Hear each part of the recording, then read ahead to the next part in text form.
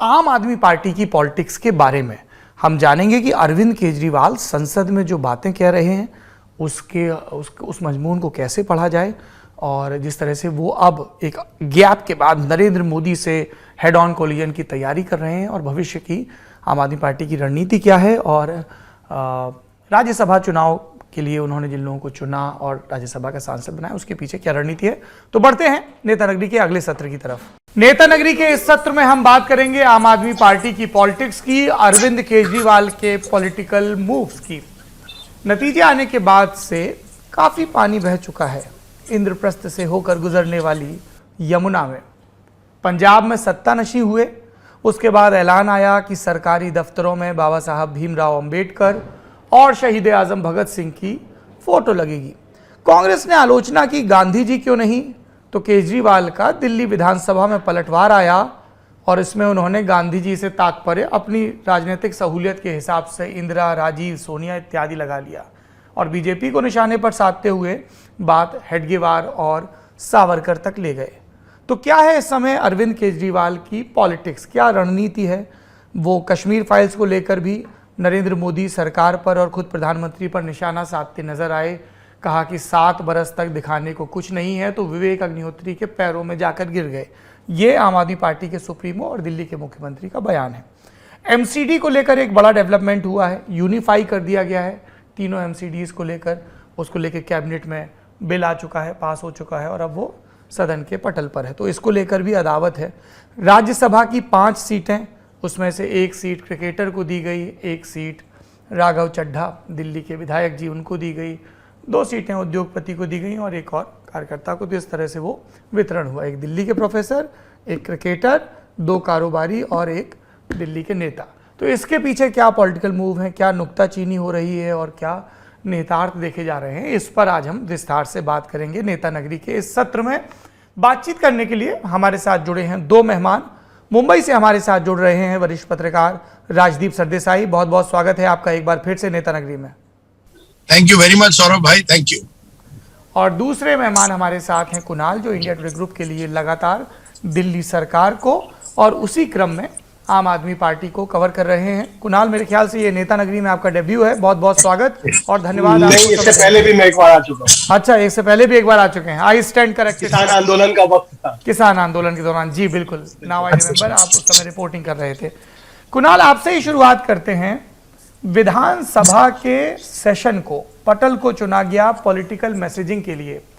Political corridors में अरविंद केजरीवाल की जो स्पीचेस हो रही हैं, जो बीते दिन स्पीच हुई, जो आज बोल रहे हैं, उसकी किस तरीके से इंटरप्रिटेशन किए जा रहे हैं, किन बिंदुओं पर अरविंद केजरीवाल ने खास जोर दिया और आप एज अ पॉलिटिकल रिपोर्टर उनके क्या मायने निकाल रहे हैं?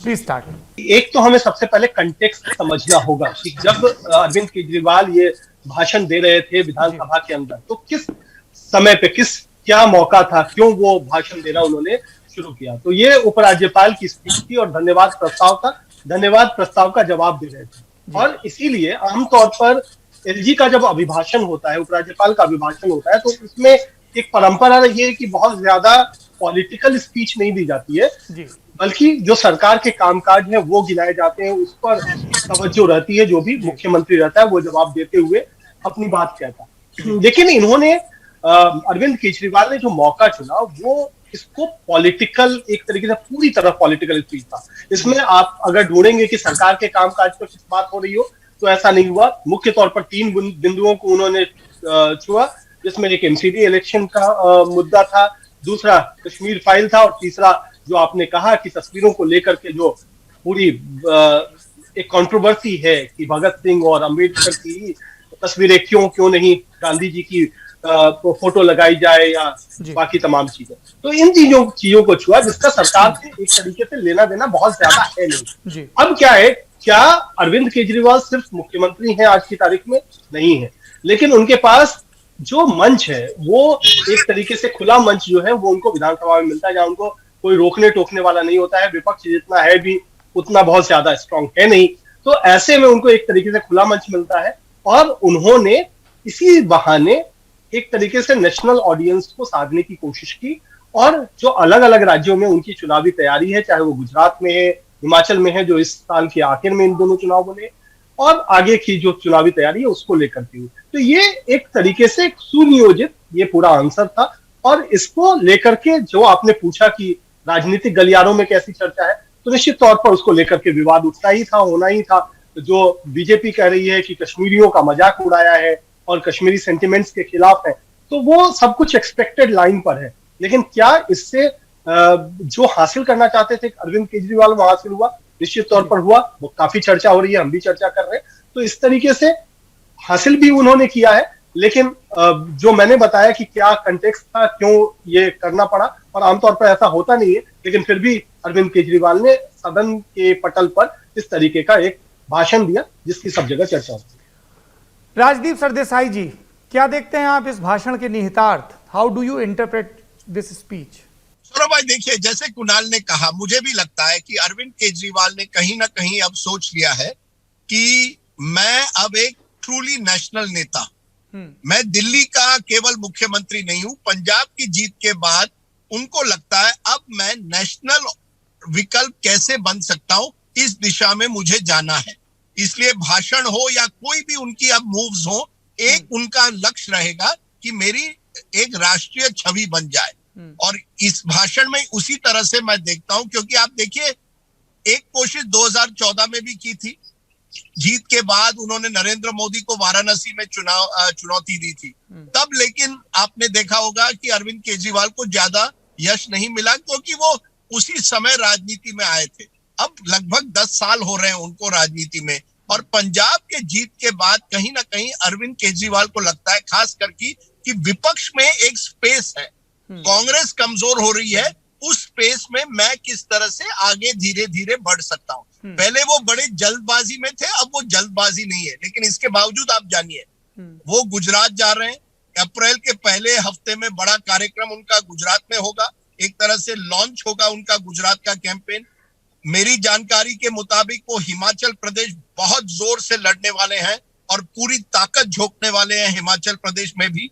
तो एक ऐसा ये जो 7-8 महीने हैं उसमें आप देखेंगे सौरभ, लगातार अरविंद केजरीवाल अपनी पहचान एक तरह से एक नेशनल ऑल्टरनेटिव की तरह, और उसमें एक बड़ी बात देखिए, उनको लगता है कि आज जो स्पेस है, मैं ना बीजेपी के, मैं राष्ट्रवादी हूं लेकिन मैं सांप्रदायिक नहीं हूं, मैं सामाजिक न्याय में विश्वास रखता हूं लेकिन मैं वामपंथियों से जुड़ा नहीं हूं।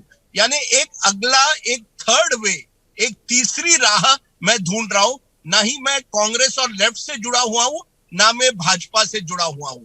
और इसी वजह से भगत सिंह हो, अंबेडकर, क्योंकि भगत सिंह यानी राष्ट्रवाद और अंबेडकर यानी सामाजिक न्याय, ये जो दो उन्होंने बिंदु उठा के रखे हैं, उसको किस तरह से मैं आगे लेकर जा सकता हूं, ताकि मैं किसी एक कैंप में नहीं हूं, मैं बीजेपी कैंप में नहीं हूं, ना ही मैं बीजेपी के टीम बी में हूं, ना ही मैं बाकी विपक्षी नेताओं के जैसा हूं जो केवल एंटी मोदी पॉलिटिक्स करते हैं। तो इनकी ये बड़ी सोची समझी रणनीति है कि एक थर्ड वे, एक तीसरी शक्ति बनकर जो लोग कांग्रेस और बीजेपी की राजनीति से उब गए हैं उनको मेरी तरफ कैसे कर सकता हूं। दैट इज द वो उनका मुझे लगता है लक्ष्य है, उनका अब एजेंडा रहेगा, खास करके गुजरात के चुनाव तक जो नवंबर-दिसंबर में होने वाले हैं। राजदीप जी, मैं आपसे ये जानना चाहता हूं, और कुणाल आप भी इसमें अपनी राय दे सकते हैं, कि अरविंद केजरीवाल की जो पूरी पॉलिटिक्स है उसमें उन पे जो सो कॉल्ड लेफ्ट लिबरल हैं वो ये इल्ज़ाम भी लगाते हैं कि साहब ये भी मेजॉरिटेरियन व्यू को कंफर्म करते हैं, कंफर्मिस्ट पॉलिटिक्स है ना। और पर बीजेपी और उसके समर्थक अब इस तरह से प्रचारित कर रहे हैं, जो उन्होंने कश्मीर फाइल्स को लेकर कहा या प्रधानमंत्री को लेकर कहा, कि इन्होंने बहुसंख्यकों की भावनाओं की आलोचना की।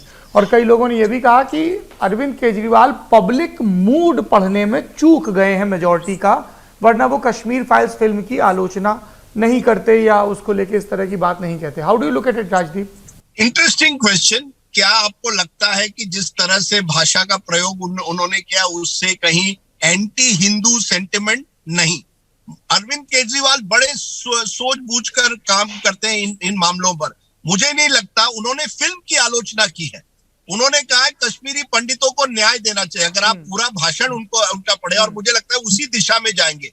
उनका कहना है कि 32 सालों से बीजेपी रही है सरकार में, श्रीनगर में, दिल्ली में, आपने कश्मीरी पंडितों के लिए क्या किया? अब आप पिक्चर को एक तरह से प्रमोट कर रहे हैं, क्योंकि आप कश्मीरी पंडितों की असली जो चीज थी, जो न्याय उनको चाहिए था, वो नहीं दे पाए। तो मैं उसे एंटी हिंदू नहीं समझता। हालांकि बीजेपी जरूर कोशिश करेगी कि ये दिखाने की अरविंद केजरीवाल कश्मीरी पंडितों के खिलाफ है, लेकिन जहां तक मेरी नॉलेज है, केजरीवाल जी इस मामले में बड़े सूझबूझ की राजनीति करते हैं कि वो किसी भी तरह से अपने आप को एंटी हिंदू नहीं दिखाना चाहते। आपको याद होगा सौरभ, जब दिल्ली के दंगे हुए थे तब उनको आलोचना कहां से हुई थी? वामपंथियों से हुई थी, सो कॉल्ड सेक्युलर से हुई थी कि केजरीवाल थे कहां। शाहीन बाग का जब एजिटेशन हुआ तब भी ये उन पर ये क्रिटिसिज्म हुई थी कि कहां है अरविंद केजरीवाल। मुझे लगता है अरविंद केजरीवाल ने तय किया है, मैं ना माइनॉरिटीज्म की तरफ चलूंगा ना मेजोरिटेरियनिज्म की तरफ, मुझे ये बीच का रास्ता ढूंढना है। अगर अब मुझे उनकी जानकारी अगर सही है तो मुझे लगता है वो कल क्या कहेंगे कि मैं कश्मीरी पंडितों के लिए स्कूल्स में उनके लिए अस्पतालों में लिए स्पेशल कुछ फैसिलिटीज दूंगा। तो वो उस दिशा में जा रहे हैं, वो नैरेटिव बदलना चाहते हैं।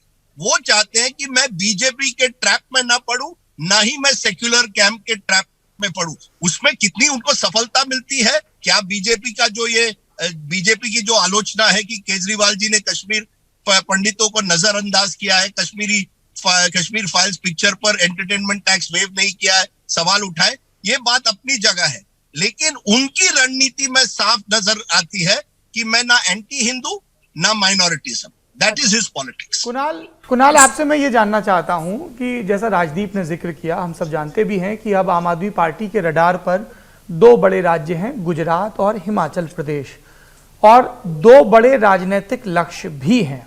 पहला राजनीतिक लक्ष्य है एक नेशनल पार्टी का दर्जा पाना, जिसके लिए जरूरी है कि कोई भी पार्टी कम से कम 4 राज्यों में, मतलब उसमें कई तरह के इंडिकेटर्स हैं, कई तरह के क्वालिफिकेशन हैं, पर जो आम आदमी पार्टी की जद में है, रीच में है, वो ये है कि आप कम से कम 4 राज्यों में 6% से ज़्यादा वोट और 2 से ज़्यादा रिप्रेजेंटेटिव लेकर आए। गोवा में उनके 6% से ज़्यादा वोट और 2 विधायक हैं। पंजाब में तो प्रचंड जनादेश के साथ सरकार है, दिल्ली में भी ऐसा ही है। तो अब राष्ट्रीय पार्टी का दर्जा पाने के लिए यदि वो इन 2 राज्यों में से किसी एक में भी 6% से ज़्यादा वोट और 2 विधायक ले आते हैं, तो उनका एक जो फौरी राजनीतिक लक्ष्य है, देश की चुनिंदा राजनीतिक पार्टियों में, नेशनल पार्टीज में शुमार होना, वो पूरा हो जाएगा। और दूसरा उनका लक्ष्य है कि खुद को बीजेपी के सामने एक प्रिंसिपल अपोजिशन के तौर पर पेश करना, और इसके लिए ज़रूरी है कि वो एक एक करके ऐसे स्टेट्स में दाखिल हों जहां बीजेपी वर्सेस कांग्रेस की एक लंबे समय से लड़ाई चल रही है। पिछले दिनों कांग्रेस के एक कद्दावर नेता ने, जो CWC के मेंबर भी हैं, मुझसे कहा बातचीत में कि तमाम हार के बावजूद 2019 तक हम निश्चिंत रहा करते थे कि लड़ाई तो हमसे ही है, लेकिन अब वो मंजर बदल रहा है। गुजरात में भाजपा कांग्रेस चलता रहा, हालांकि 1998 से लगातार वहां पर भाजपा सत्तारूढ़ है, और हिमाचल प्रदेश में अब तक 5 साल में सरकार बदलने का चलन चलता आ रहा है। आम आदमी पार्टी के खेमे में इन राज्यों को लेकर क्या रणनीति चल रही है? क्या कुछ नाम है जिनको जीरो इन किया गया है? और जो सबसे बड़ी बात है जो आम आदमी पार्टी के लिए, कि पहली बार में वो सत्ता तक नहीं पहुंच पाते। दिल्ली में भी लड़े, 28 पर रहे, पर 15 में अभूतपूर्व जनादेश आया। पंजाब में दूसरे प्रयास में सफल हुए। तो क्या ये पहला प्रयास अपोजिशन की स्पेस घेरने का प्रयास होगा या सीधे दस्तक होगी? क्या वो अपनी पावर को डिवाइड करेंगे हिमाचल और गुजरात के बीच में? क्योंकि दोनों के चुनाव कमोबेश एक साथ होते हैं, अक्टूबर में हिमाचल का और फिर नवंबर में गुजरात का। फेसेस क्या होंगे, रणनीति क्या होगी, और ऑर्गेनाइजेशनल लेवल पे किस तरह की तैयारियां चल रही? कुणाल, देखिए, ऑर्गेनाइजेशनल लेवल पे सारे प्रभारी घोषित कर दिए गए हैं। आपको पता है पहले से ही जो कई सारे विधायक हैं वो गुजरात में हैं, और जो सूरत नगर निगम का चुनाव भी हुआ था वहां पर उनको अच्छी खासी सफलता भी मिली थी। उसके हिसाब से उनको लगता है कि हम गुजरात पे एक अच्छी पकड़ भी हो गई है, कई सारे वहां पर लोकल लीडर्स को भी उन्होंने अपने साथ शामिल करवाया है। तो एक उनका एक पैटर्न है, और जो राजदीप सर भी कह रहे थे कि अप्रैल में एक बड़ी रैली करने की तैयारी है, और वहां पर अरविंद केजरीवाल जाएंगे और वहां पर उनकी एक पूरी चुनावी जो कैंपेन की शुरुआत हो जाएगी। अरविंद केजरीवाल बतौर नेता नरेंद्र मोदी को फॉलो करते हैं। नरेंद्र मोदी का पैटर्न यह है कि एक जो पहले कभी कांग्रेस करती थी कि इंदिरा गांधी के इर्द गिर्द पूरी पार्टी रहती थी, उसी तरीके से अभी नरेंद्र मोदी के इर्द गिर्द पूरी पार्टी है, और आम आदमी पार्टी भी पूरी तरह से अरविंद केजरीवाल के इर्द गिर्द घूमती है। यानी आप किसी भी राज्य में जाएंगे, अरविंद केजरीवाल का चेहरा ही होगा, वो चाहे पंजाब को लें, दिल्ली को लें, गुजरात जाए या आप हिमाचल चले जाए। तो उसमें अरविंद केजरीवाल को ये पता है कि उनका रोल क्या है। बाकी जो लोग जमीनी तौर पर काम करते हैं, ऑर्गेनाइजेशनल लेवल पर काम करते हैं, वो तो है, लेकिन उन्हें पता है कि वो जितने मजबूती के साथ अपना ब्रांड केजरीवाल रखेंगे और उसको जिस तरीके से वहां पर लोगों के मन मस्तिष्क में बैठा पाएंगे, उस हिसाब से उनको कामयाबी मिलेगी। यहाँ पर अरविंद केजरीवाल, इसीलिए जो राजदीप सर कह रहे थे कि ना ओवर्टली वो लेफ्ट की तरफ दिखना चाहते हैं, ना ही राइट की तरफ दिखना चाहते हैं। एक सेंटर पाथ है जो कि कभी कांग्रेस ट्रेड करती थी, उसी के रास्ते पे चलना चाहते हैं। लेकिन एक बड़ा टाइट रोप वॉक है आज की तारीख में, जो बहुत हाईली पोलराइज्ड एटमॉस्फेयर है, और गुजरात जैसा स्टेट जहां पर हिंदुत्व तो बहुत बड़ा एजेंडा होता है, ऐसे में कितना वो टाइट रोप वॉक करेंगे, ये एक बड़ी मुश्किल चुनौती उनके सामने होगी।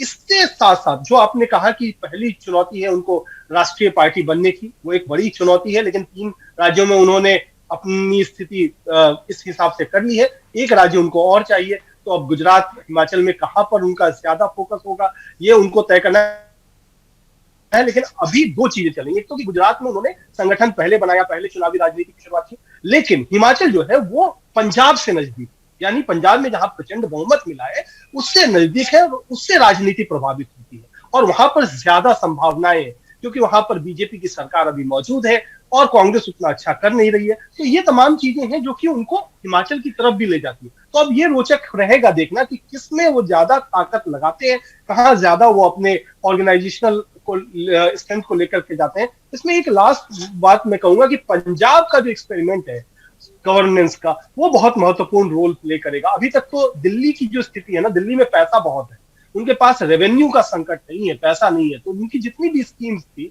उसके लिए उनको फंडिंग का इशू नहीं आया। लेकिन गुजरात, माफ कीजिएगा, पंजाब में कल ही प्रधानमंत्री से मुलाकात करके गए हैं भगवंत मान, 1 लाख करोड़ रुपए की डिमांड की, कई सारे फ्रीबीज चाहिए। तो बहुत सारी चुनौतियां हैं। पंजाब में कैसे डिलीवर करते हैं, उससे जो पूरा जो नेशनल एक गेम है वो देखना मिलेगा कि कैसा अरविंद केजरीवाल और उनकी पार्टी सरकार चलाती है, और गवर्नेंस में कैसे। जी, क्या वो पंजाब मॉडल को एक पॉलिटिकली वायबल और पॉलिटिकली जिस चीज़ को वो कैंपेन कर सकें, ऐसा मॉडल बनाने में सक्षम है कि नहीं? आखिरी में मैं आप लोगों से जानना चाहूँगा, जब जब आम आदमी पार्टी राज्यसभा में सांसद भेजती है, खबर बनती है। दिल्ली में भेजा, खूब खबर बनी, आशुतोष ने पॉलिटिक्स छोड़ दी, राजदीप जी के पुराने मित्र कुमार विश्वास भी खफा होके चले गए, सुनील गुप्ता और नारायण गुप्ता का लोगों ने पहली दफ़ा नाम सुना, और पुराने जो नेता हैं उनमें सिर्फ संजय सिंह का नाम सामने आया। और उसके बाद से ही कयास लग रहे थे कि अच्छा, पंजाब में इतने बड़े जनादेश के साथ आए हैं तो 5 नाम कौन से होंगे। उन 5 नामों में अशोक मित्तल और संजीव अरोड़ा के खाते में लिख दिया गया। बिजनेसमैन है, उसमें भी Ashok Mittal, lovely professional university के, एक चर्चित प्राइवेट यूनिवर्सिटी है, उससे जुड़े हैं, उसके कर्ता धर्ता हैं। हरभजन सिंह, इनका नाम भी चुनाव के पहले भी जिक्र आ रहा था, वो आए। राघव चड्ढा विधायक हैं, दिल्ली से प्रभारी थे, उनका नाम आया। और जो IIT के प्रोफेसर साहब हैं संदीप पाठक, उनका नाम आया। इन नामों के चुनाव के पीछे क्या वजहें बताई जा रही हैं? Kunal, I will start with you, then will move to Rajdeep. देखिए, नाम का चुनाव जो है, जैसे एक मोदी जी सरप्राइज करते हैं, उसी तरीके से केजरीवाल भी सरप्राइज करते हैं जी। उनके पास भी एक सरप्राइज फैक्टर है, कम से कम राज्यसभा सीटों के लिए तो ऐसा दिखता ही है। कहीं ना कहीं एक पार्टी में उनको लगता है कि जो लोग उनके साथ पीछे से, यानी पार्टी चलाने के लिए फंडिंग की जरूरत जरूर होती है, तो ये एक आमतौर पर चर्चा है कि जो लोग फंड करते हैं उनको खुश रखना भी चाहते हैं अरविंद केजरीवाल। तो ये एक तरीके से जो आम चर्चा है, इसके बारे में कोई खुल करके नहीं कहता है, लेकिन ये साफ तौर पर दिखता है कि लोगों का ये कहना है कि बड़े जो बिजनेसमैन हैं वो कम से कम इसीलिए तरजीह पा जाते हैं कि वहां पर बहुत ज्यादा उनको राजनीतिक लोगों की जरूरत नहीं है राज्यसभा में, और इस तरीके से वो उन लोगों को ज्यादा तरजीह देते हैं जो उनके पास पैसा है या जिस तरीके से वो चुनावों की फंडिंग कर सकते हैं, तो उनको ज्यादा तरजीह दी जाती है। तो ये एक तरीके से उसमें अगर राघव चड्ढा का नाम छोड़ दें तो बाकी एक संदीप पाठक हैं जो कि चुनाव प्रभारी बनाए गए थे पंजाब में, बाकी कम से कम 3 लोग तो राजनीति से कम जुड़े हुए हैं। हरभजन सिंह को आप एक तरीके से दूसरी तरह की जी, एक ऑप्टिक्स है, बिल्कुल ऑप्टिक्स है, तो वो वहां मान सकते हैं। लेकिन बाकी 2 लोगों के नाम पर तो यही पेच फंसा हुआ है कि कहां से आ गए, कैसे आ गए, ये पता नहीं चला। और खासतौर पे जब आप शिक्षा व्यवस्था की बात करते हैं कि दिल्ली में आपने एक ऐसी शिक्षा व्यवस्था दी है कि सरकारी स्कूलों में, सरकारी कॉलेजों में लोग छोड़ करके आ रहे हैं, तो लवली प्रोफेशनल यूनिवर्सिटी जैसे एक शिक्षण संस्थान के मुखिया को राज्यसभा भेजना, ये सारी चीजें सवाल खड़ा करती हैं। लेकिन उन सवालों पर बहुत ज्यादा तवज्जो देते नहीं है, क्योंकि जैसा मैंने आपको कहा कि जैसे मोदी सोचते हैं कि मैं अकेला हूं, उसी तरीके से अरविंद केजरीवाल भी वन मैन आर्मी है, जो हमने फैसला ले लिया वो सही है, बाकी देखा जाए। अच्छा, राजदीप जी क्या कहेंगे? आलोचना हो रही है, कैसी गवर्नमेंट और कैसी पॉलिटिक्स का प्रॉमिस करके आए थे पंजाब में, और राज्यसभा की सूची आते ही लोगों ने कहा कि पोल खुल गई। देखिए सौरभ, जो 5 राज्यसभा के उनके सदस्य हैं, उसमें आप हरभजन सिंह को सेलिब्रिटी कैटेगरी में लीजिए, और हर पार्टी चाहती है कि कोई ना कोई सेलिब्रिटी हो। बीजेपी ने अपने जमाने में एक्टर्स वगैरह को भी दिया है, उसी तरह से स्पोर्ट्स पर्सन को देके जो पंजाब का पुत्र है। और मैंने सुना है कि भगवंत मान एक स्पोर्ट्स यूनिवर्सिटी खड़ा करना चाहते हैं जलंधर में, और वहां हरभजन सिंह उस यूनिवर्सिटी के साथ जुड़ जाएंगे। तो ये हो गए एक पंजाब का चेहरा। फिर आप देखिए राघव चड्ढा, जो पंजाब के उस पूरे अरविंद केजरीवाल के पूरे स्ट्रेटेजी प्रोग्राम में शामिल थे। संदीप पाठक बहुत इंटरेस्टिंग है। राजदीप जी, संदीप पाठक पर आएंगे। Is he going to be super CM? Is he going to be Arvind Kejriwal man in Punjab to run? नहीं, मुझे नहीं लगता है राघव चड्ढा सुपर सीएम बनेंगे, नहीं। लेकिन राघव चड्ढा जरूर अरविंद केजरीवाल के पंजाब में एक खास व्यक्ति रहेंगे। आप उसे सुपर सीएम कहना इस समय मुझे लगता है गलत होगा। देखिए, भगवंत मान को आप मत समझिए कि वो कोई कठपुतली है। जितना मैंने भगवंत मान को देखा है, डोंट अंडर एस्टिमेट भगवंत मान, कि वो किसी और के इशारे पे हमेशा चलेंगे। और ये आगे देखकर it will be interesting to see कि भगवंत मान अपनी एक पहचान कैसे बनाते हैं पंजाब में। I don't think Raghav is a super CM, but Sandeep Pathak is an important figure. वो अब गुजरात जा रहे हैं, उनको कहा गया है गुजरात की पूरी रणनीति स्ट्रेटेजी बनाए, डेटा वगैरह। He is like a Prashant Kishor in a way of Arvind Kejriwal now. उसी तरह की रणनीति, but more according to Kejriwal's people more sophisticated in terms of his data gathering. Data पर बहुत वो फोकस करते हैं। बाकी के 2 आप ये मित्तल जी को लीजिए, लवली प्रोफेशनल यूनिवर्सिटी, जो मुझे कहा गया है कि एलपीयू को कहा गया है कि आप एजुकेशन इंस्टीट्यूट्स खड़े करिए डिस्ट्रिक्ट्स में पंजाब के, you contribute financially to our programming. So that is one interesting aspect. Do you subscribe that argument, Mr. Sardesai? No, I don't think that argument has any weight. मुझे नहीं लगता उस argument में आप ज्यादा उसको महत्व दीजिए, क्योंकि ये तो केजरीवाल जी के लोगों का कहना है कि वो इस तरह के ये उनका एक रोल होगा कि एजुकेशन सेक्टर को किस तरह से पंजाब में आगे बढ़ाया जाए। देखिए, ऐसा है कि हर राज्यसभा चुनाव के टाइम पे आप देख रहे हैं 1 ना 2 ऐसे व्यक्ति आते हैं जो विवादास्पद होते हैं।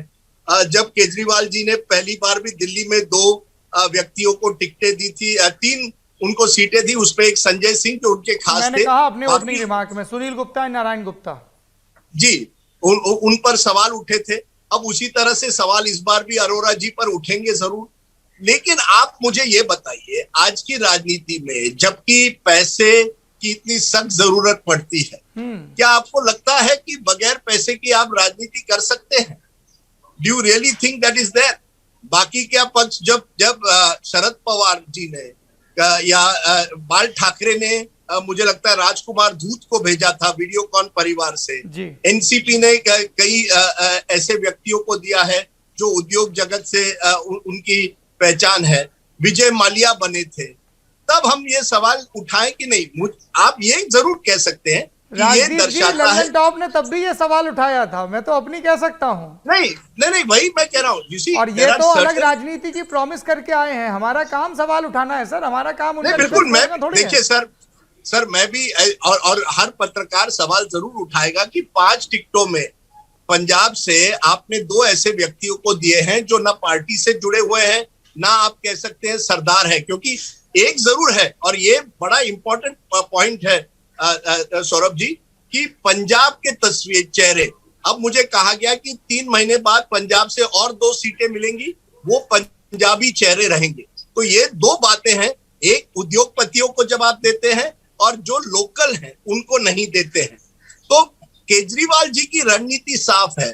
5 में से मैंने 3 ऐसे व्यक्तियों को दिए हैं जो पार्टी से बिल्कुल जुड़े हुए हैं, 2 ऐसे हैं जिनको पार्टी से जुड़े हुए हैं। एक सेलिब्रिटी है और बाकी 2 में एक एजुकेशन सेक्टर से है, एक इंडस्ट्रियलिस्ट है।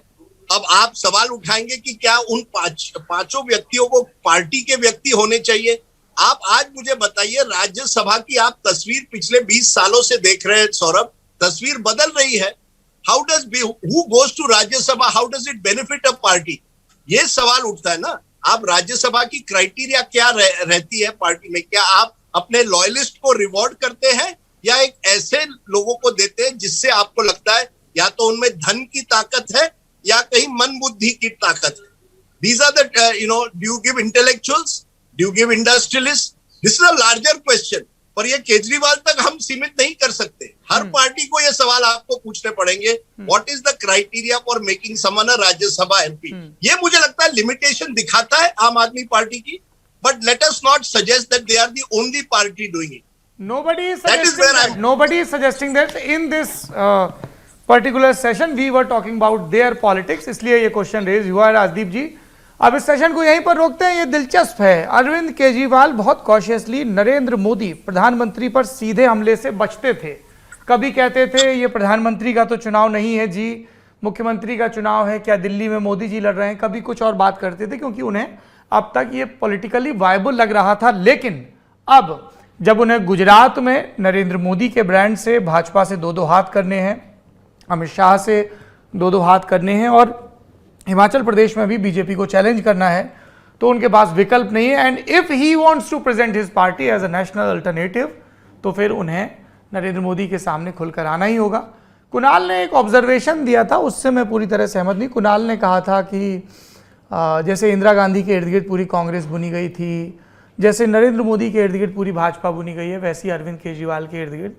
मुझे अपनी सीमित समझ में ये लगता है कि ये आगे चल के देखना होगा कि आम आदमी पार्टी अपने ऑर्गेनाइजेशनल मॉडल को कैसे बिल्ड करता है, क्योंकि हमने ये देखा कि जब इंदिरा गांधी ने पार्टी, संगठन और सरकार दोनों को अपने कब्जे में रखा तो इमीडिएटली तो उनको बेनिफिट मिला, पर लॉन्गर रन में पार्टी का स्ट्रक्चर पूरी तरह से धाराशायी हो गया। अटल बिहारी वाजपेयी के ज़माने में भी हमने देखा कि जब सब कद्दावर नेता सरकार में चले गए तो संगठन नहीं पनप पाया। शायद इसीलिए नरेंद्र मोदी के पहले कार्यकाल में उन्होंने अपने सबसे विश्वस्त सिपहसालार अमित शाह को संगठन के कील कांटे दुरुस्त करने में लगाया। तो नरेंद्र मोदी के पास या बीजेपी के पास एक ये एज है कि उनकी पार्टी मशीनरी बहुत मजबूत है। जो बात गोवा के और उत्तराखंड के नतीजों में कही भी गई कि वहाँ सीएम फेस उतना पॉपुलर नहीं था यूपी के कंपैरिजन में, लेकिन पार्टी संगठन इतना मजबूत था, मशीनरी इतनी मजबूत थी, प्लस मोदी की इमेज, तो उनके पास वो एक एज है और आरएसएस तो है जी। Rajdeep ji, you want to add something? See small point, देखिए 2 राज्य की बात हो रही है, हिमाचल और गुजरात। अगर आप ये सवाल 6 महीने पूछते कि आम आदमी पार्टी का कहां फोकस होगा, तो मैं कहता गुजरात। अब लगता है पंजाब की जीत के बाद उनको लगा है हिमाचल में उनको ज्यादा मौका है, क्योंकि उस राज्य में जिस तरह से बीजेपी और कांग्रेस के बीच में हर 5 साल सरकार बदलती रही है, एक अपॉर्चुनिटी हो सकती है जैसे पंजाब में। लेकिन जो बात आपने कही कि संगठन, देखिए आज की राजनीति में क्या संगठन कितना महत्व रखता है। बीजेपी पर हम हमेशा मोदी जी की बात करते हैं, लेकिन बीजेपी के पीछे एक मोटा बड़ा आरएसएस का संगठन है। Without RSS BJP would not be as strong. Congress Seva Dal बिल्कुल कमजोर हो गई है। आम आदमी पार्टी के सामने भी यही चुनौती है। Can you be a party focused on individual without a volunteer based force? जितना आप अपने वॉलंटियर को मजबूत नहीं करते, संगठन को नहीं मजबूत करते, आप आगे कैसे जाएंगे? पंजाब में भी आप देखेंगे पिछले 6 सालों में कई लोग आम आदमी पार्टी छोड़ भी गए थे। विधायक हो, काउंसिलर्स हो, इलेक्ट होके छोड़ते थे क्योंकि संगठन कमजोर था। अब आपके पास सत्ता आई है, लेकिन क्या सत्ता आने से संगठन मजबूत होता है? ये सबसे बड़ा सवाल अरविंद केजरीवाल के सामने है, क्योंकि गुजरात में भी कई लोग अभी आम आदमी पार्टी छोड़कर बीजेपी में फिर से चले गए हैं। तो जब तक आप संगठन नहीं मजबूत करेंगे, तब तक आप वाकई नेक्स्ट लेवल तक कैसे जाएंगे? I think that is the challenge for Arvind Kejriwal कि आप केवल इंडिविजुअल सेंट्रिक पार्टी नहीं रह सकते, आपको एक संगठन बनाना पड़ेगा और वहां एक सिस्टम बनाना पड़ेगा। वो उनके सामने सबसे बड़ी चुनौती अब रहेगी। कुणाल, एमसीडी एक्ट में जो बदलाव हो रहा है उसको लेकर अब आम आदमी पार्टी की क्या तैयारियां हैं, क्योंकि उनकी हसरतों में अभी ये बकाया है। वो 2013 से लगातार दिल्ली की सत्ता पर काबिज हैं, लेकिन एमसीडी की सत्ता में अभी तक वो दाखिल नहीं हो पाए हैं। एमसीडी के बारे में कहें तो कहा जा सकता है कि दिल्ली दूर है, क्योंकि जो मौजूदा एक्ट जो आज टेबल किया गया है उसकी अगर हम उसको हम एक तरीके से डाइसेक्ट करें और उसके बारे में हम समझें तो साफ तौर पे कहा गया है कि 250 से ज्यादा सीटें नहीं हो सकती हैं एमपीडी में, यानी वार्ड नहीं हो सकते। अभी 272 है, यानी डिलिमिटेशन किया जाएगा। और डिलिमिटेशन को जहां तक मैं समझता हूँ, ऐतिहासिक तौर पर जो मैंने देखा है दिल्ली में, वो कम से कम 2 साल लगता है। तो अभी उतना टाल दिया गया है चुनाव। तो ये हसरत तो है और बहुत बड़ी हसरत है, क्योंकि एक तरीके से जब दिल्ली मॉडल की बात करते हैं तो केजरीवाल चाहते हैं कि एमसीडी भी उनके हाथ में आ जाए तो वो एक बेहतर प्रोजेक्ट कर पाएंगे दिल्ली मॉडल को। और शायद 2024 की चुनाव को लेकर के ये एक इम्पोर्टेंट कड़ी होता, लेकिन वहां पर अभी फिलहाल मुश्किल लग रहा है चुनाव होना। हो सकता है कि लोकसभा चुनाव तक एमसीडी के चुनाव हो, तो अभी चुनाव होने नहीं जा रहे हैं। जो पूरी रूपरेखा है इस बिल की, उसको जो जितना मैंने पढ़ा है 16 पेज का बिल है, उसमें तमाम चीजें जो कही जा रही हैं, एक अधिकारी जब तक ये एमसीडी इस तरीके की स्थिति में रहेगा, स्थगित रहेगा, तब तक उसको एक अधिकारी रूल करेगा। तो ये कुल मिलाकर के यहाँ पर एक अड़ंगा लगाया है बीजेपी ने या केंद्र सरकार ने। और अभी मुश्किल है कि वो जो सपना है कि एमसीडी पर भी वो काबिज होते और दिल्ली को एक बड़ा मॉडल स्टेट बना करके लोगों के सामने प्रोजेक्ट करते, उसमें अभी थोड़ी दिक्कत आनी।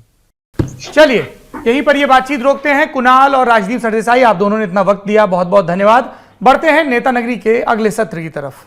नेता नगरी में राजनीतिक चर्चा का दौर यहीं पर समाप्त होता है।